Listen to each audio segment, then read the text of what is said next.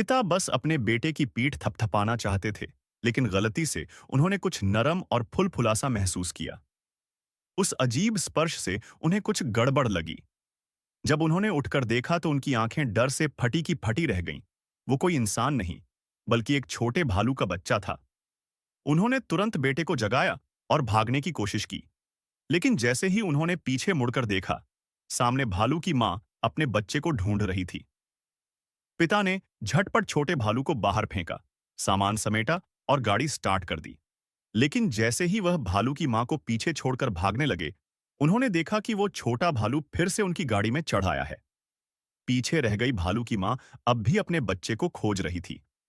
गाड़ी तेजी से लगभग 180 की रफ्तार से दौड़ रही थी। तभी एक मोड़ पर उन्हें जर्मन सैनिकों की चेकिंग नजर आई। पिता ने तुरंत गाड़ी रोकी और बेटे को छुपा दिया, क्योंकि बेटा यहूदी था।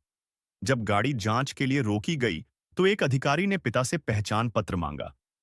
पिता ने कहा कि भालू ने उनके कागज खा लिए, लेकिन अधिकारी को शक हो गया और उसने गाड़ी के अंदर झांकना शुरू कर दिया।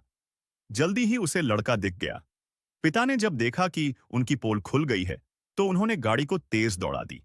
जर्मन सैनिकों ने तुरंत मोटरसाइकिल से पीछा किया और फायरिंग शुरू कर दी।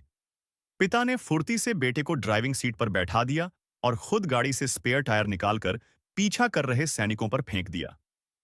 पहला टायर काम कर गया, तो उन्होंने दूसरा भी फेंका, लेकिन टायर सीमित थे, इसलिए पिता वापस अपनी सीट पर आ गए। कुछ दूरी चलने के बाद उन्होंने महसूस किया कि गाड़ी की स्पीड धीरे धीरे कम हो रही है। उन्होंने गैस पूरी दबा दी, लेकिन गाड़ी नहीं बढ़ी। तभी बेटे ने देखा कि पीछे का पैराशूट खुल गया है, जो गाड़ी को खींच रहा है। से पैराशूट काटा और फरार हो गए वहां से।